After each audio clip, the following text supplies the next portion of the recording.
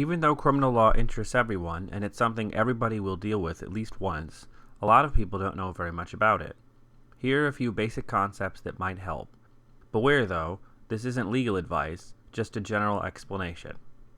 Let's start with the two most basic elements of any crime. First, mens rea. Now, mens rea is not, as it sounds, some sort of manly death ray. Mens rea is Latin for guilty mind.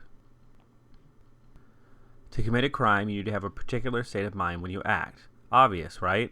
Let's use an example. If you commit a criminal act like bank robbery, but you're sleepwalking, then you didn't act with a guilty mind, and so you didn't commit a crime. You have to act with a guilty mind at the exact time of the criminal act. So if you decided to murder someone, but on your way there you're not paying attention and you hit them with your car, that's not murder, because even though you had a bad act and a guilty mind, you didn't have the guilty mind when you did the bad act. You were thinking about something else. An actus reus is just a fancy word for a criminal act. Can't commit a crime without action. But even if you want to commit a crime, you may not actually be successful. This is called an attempt. An attempt is a special crime that requires two things be present. First, the guilty mind, or the intent to commit a crime. Second, an act, something significant enough that the attempter is showing they really want to commit the crime, but not actually committing the entire crime. The world is full of criminals who didn't quite pull it off for all kinds of reasons. The difference in the criminal act is the important part. If you committed the whole act, it wouldn't be attempted robbery, it would just be robbery.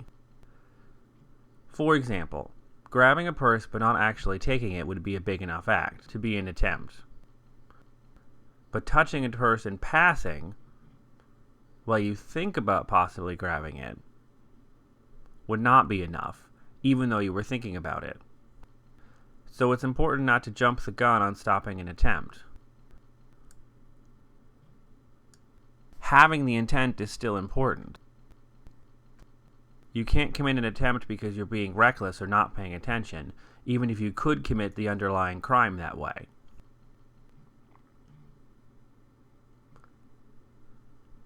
So while you can recklessly commit manslaughter,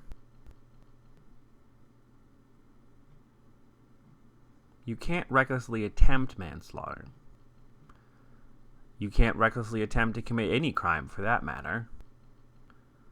It might be another crime, but not attempt, because you have to intend to commit a crime for an attempt to take place.